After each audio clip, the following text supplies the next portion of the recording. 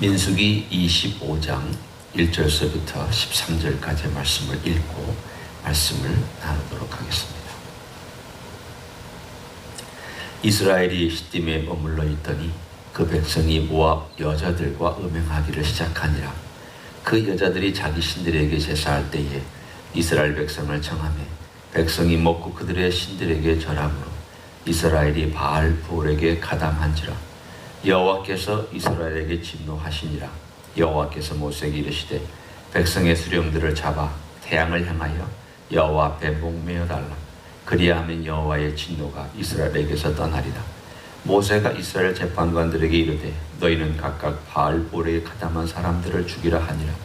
이스라엘 자손의 온 회중이 회막문에서 울 때에 이스라엘 자손 한 사람이 모세와 온 회중의 눈앞에 미디안의 한 여인을 데리고 그의 형제에게로 온지라.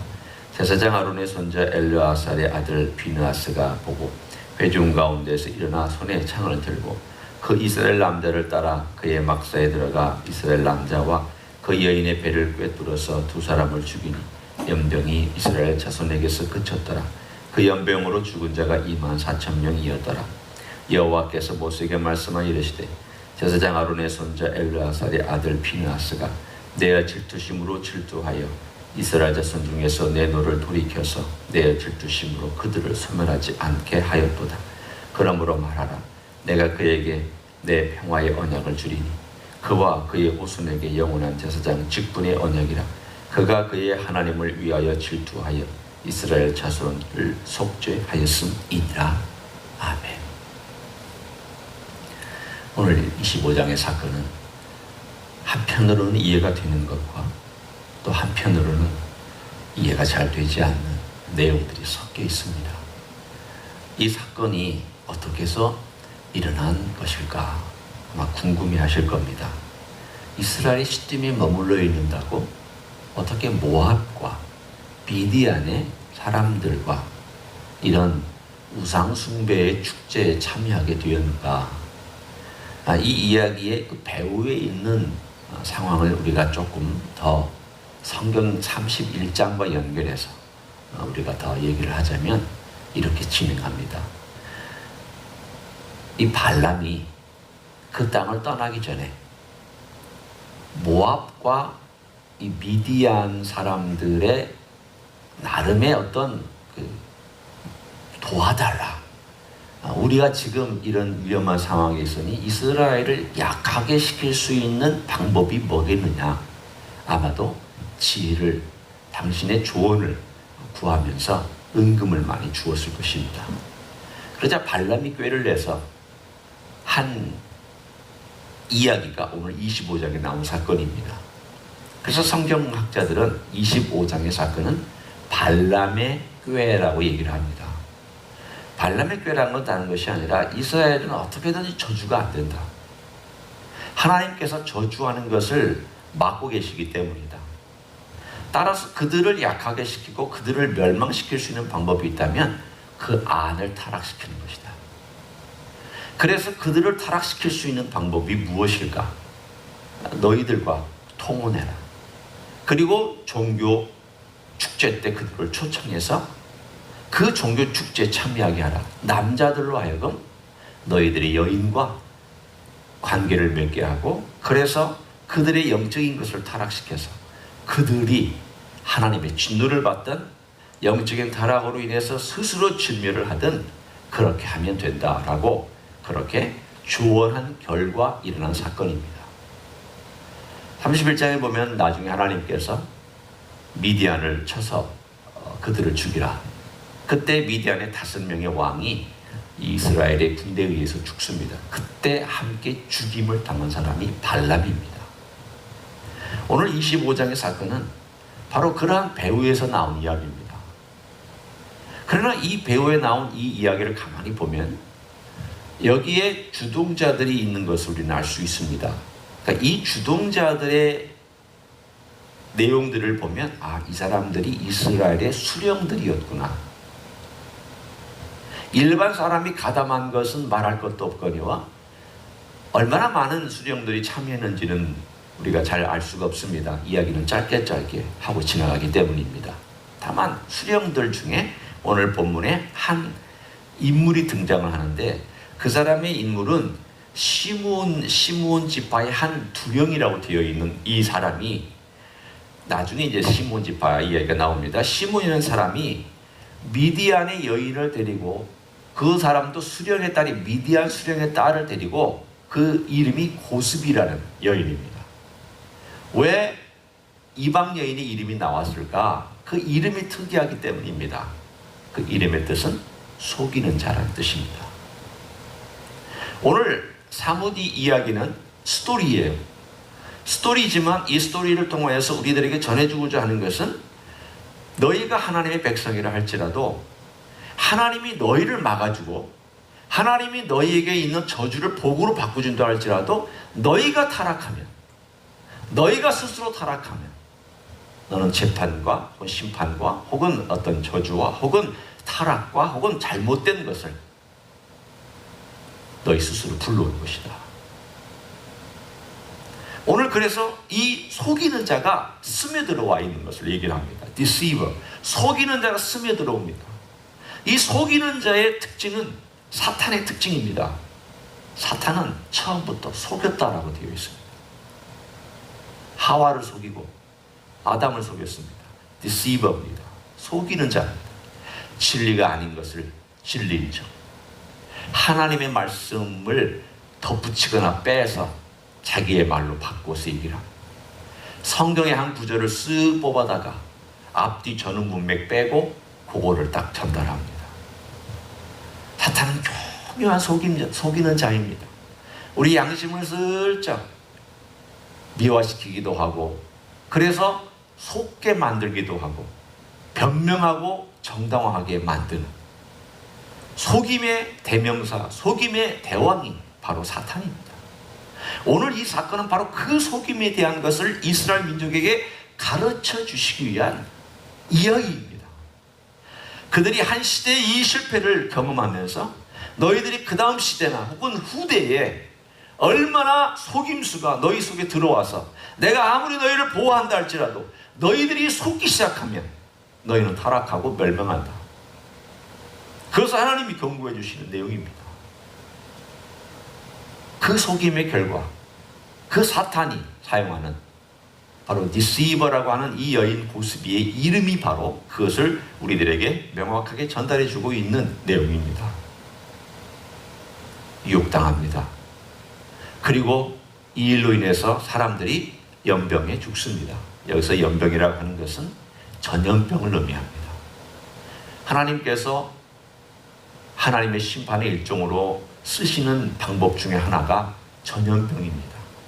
모든 전염병이 다 하나님께서 직접 쓰신다는 말은 아닙니다. 그러나 하나님께서 직접 쓰시는 심판 중에 하나가 바로 이런 방법이었습니다. 그리고 이걸로 인해서 오늘 본문에 4,000명이 죽었습니다. 많이 죽었습니다. 이스라엘 민족 200만에서 250만 되는 가운데 24,000명, 그 전에 또 죽는 일들이 생기고 계속 광야에서 죽어나가고 또 24,000명이 짧은 시간에 죽고, 생각해 보십시오. 짧은 시간에 24,000명이 죽었다고 한다면 만일 오늘 본문에 나오는 비느하스가 하나님의 진노를 멈추게 하는 행동을 하지 않았다면 수만 명이 더 계속 죽어나갔을 것입니다.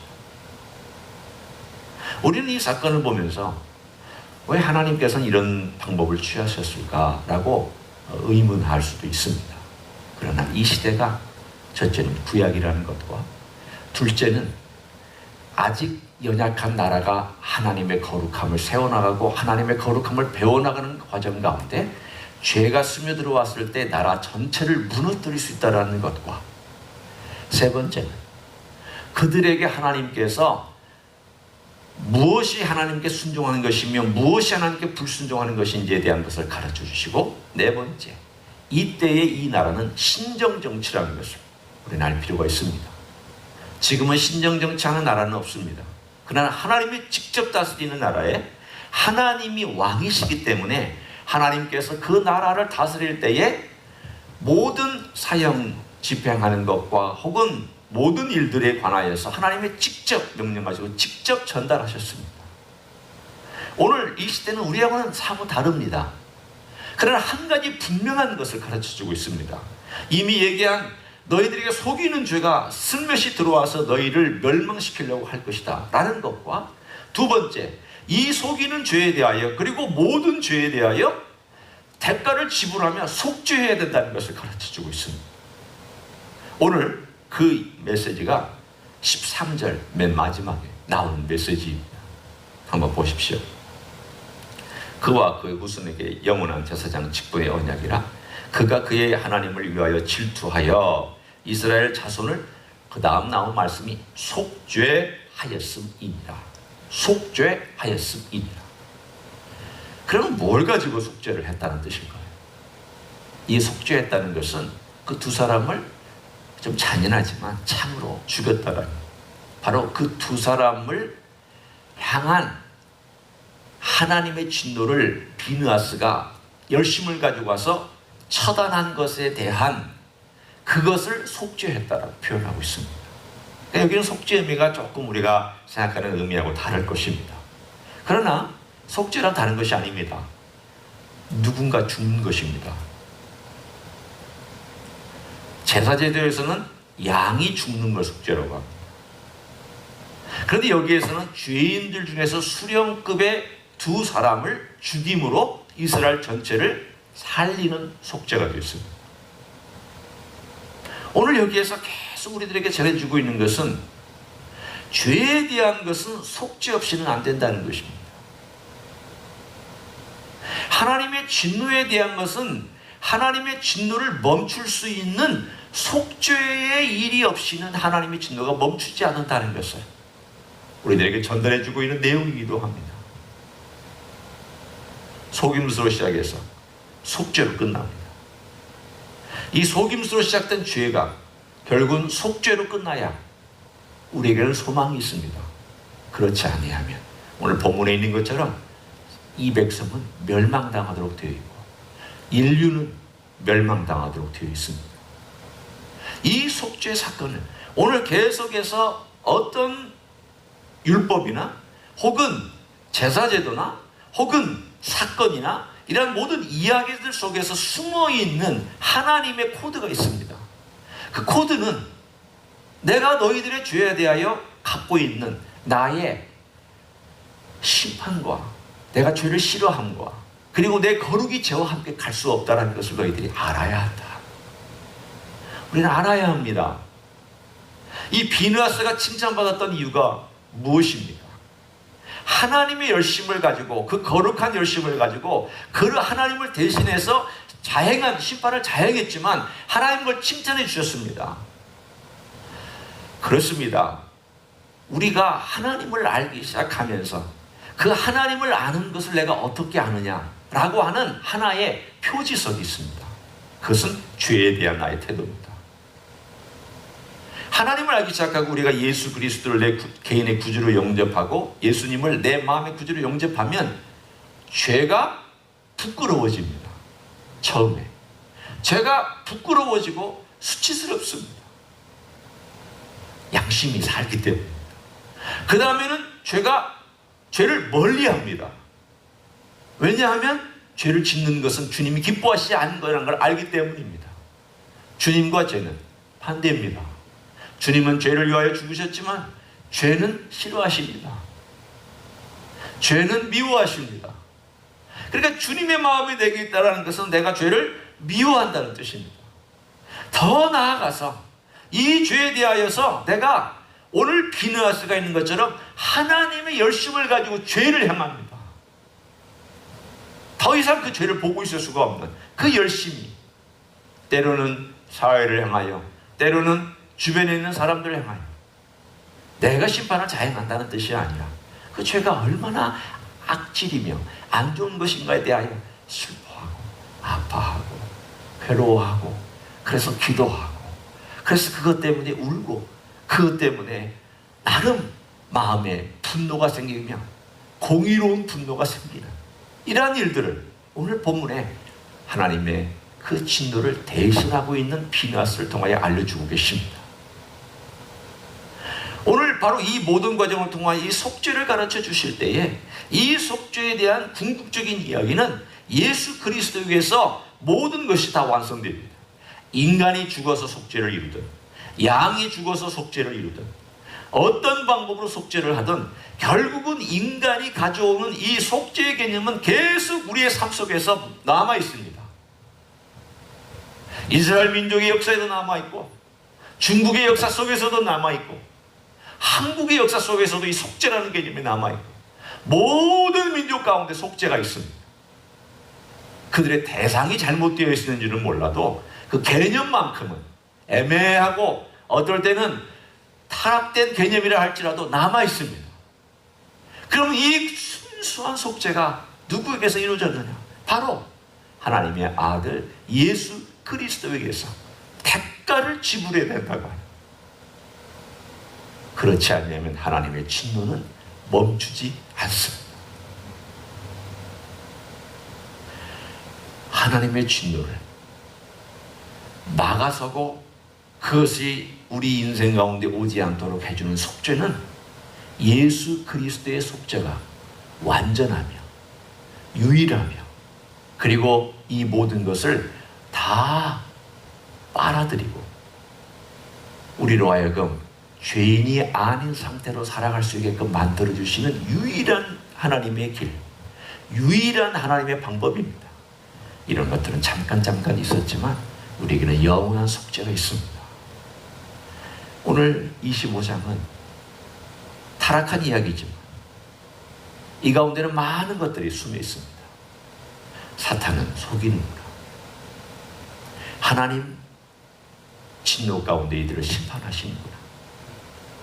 그런데 하나님께서 이들의 죄를 싫어하시는 가운데 열심을 낸 죄를 싫어한 한 사람을 통하여 하나님께서 그 진노를 그쳐주시는구나. 아, 죄란 것은 이렇게 내가 하나님을 아는 마음으로 살아간다면 죄를 이렇게 미워할 수 있구나. 그리고 이 속죄라는 것은 계속 이스라엘 역사 가운데 있어야 되는구나. 하나님의 진노를 멈춰설 수 있는 방법은 속죄밖에 없구나. 아, 이것은 예수 그리스도에게서 결국 이루어졌구나. 예수 그리스도가 완성했구나. 예수가 이것을 우리에게 가져다 주셨구나. 예수가 이 모든 것들을 우리에게 축복으로 선물로 주셨구나. 여러분, 속죄가 이만큼 중요한 것입니다. 속죄 없이는 우리가 하나님 만날 수 없고, 속죄 없이는 우리가 기도할 수 없고, 속죄 없이는 우리가 아무것도 할 수 없습니다. 왜? 진노의 자식들이. 속죄만 우리로 하여금 하나님께 나아가게 하고 빛 가운데 걸어가게 하고 예수 그리스도 그분의 그 놀라우심을 배워갈 수 있는 모든 바탕이 속죄에 있는 줄로 믿습니다. 그런 우리 주님의 놀라운 속죄를 오늘도 생각하시면서 나를 이렇게 만들어주신 것에 감사하다고 오늘도 주님 앞에 나아가고 아버지 앞에 나아가는 귀한 하루 되시기를 예수님의 이름으로 간절히 축원합니다. 기도하시겠습니다. 이스라엘 민족이 1400년 전에 경험했던 한 사건을 통하여 우리에게 속임수가 무엇이며 속이는 자의 본질이 무엇인가를 말씀해 주신 것을 감사합니다. 그 일로 인하여서 대가를 지불해야 되는 이 엄청난 사건 속에서 하나님의 열심을 가지고 행동하였던, 죄를 싫어하였던 한 사람의 모습을 통하여 또한 말씀해 주신 것도 감사를 드립니다. 그러나 궁극적으로 속죄의 개념을 우리에게 가르쳐 주시고 속죄 없이는 하나님의 용서가 없고 속죄 없이는 하나님께서 진노를 멈추지 않는다는 것을 가르쳐 주시는 것을 감사합니다. 주여, 우리를 예수님을 통하여 속죄해 주시고 용서해 주시고 하나님의 사람 만들어 주시고 오늘도 우리 주 예수 그리스도의 이름을 의지하여 아버지 앞에 나올 수 있게 해주신 것을 감사합니다. 오늘 하루도 우리 주님의 그 귀한 보혈의 속죄, 주님의 사랑의 속죄, 놀라운 주님의 공로를 의지하여 우리 아버지의 보좌 앞에 담대히 나아가는 기도의 시간, 예배의 시간, 임재의 시간이 되게 하여 주시옵소서. 이제는 우리 구주 예수 그리스도의 은혜와 하나님 아버지의 극진하신 사랑과 성령 하나님 교통하심의 역사가 우리 주님의 속죄 때문에 아버지께 나아갈 수 있고 성령의 임재 안에서 기도할 수 있음에 감사하여 오늘도 동행하기를 소원하는 가정에서 예배드리는 종들 위에와 이 자리에 참여한 종들 위에와 주 임지 희스교회 위에와 이민교회들과 한국교회들과 선교사님들 위에 이제로부터 영원히 함께 하실지어다.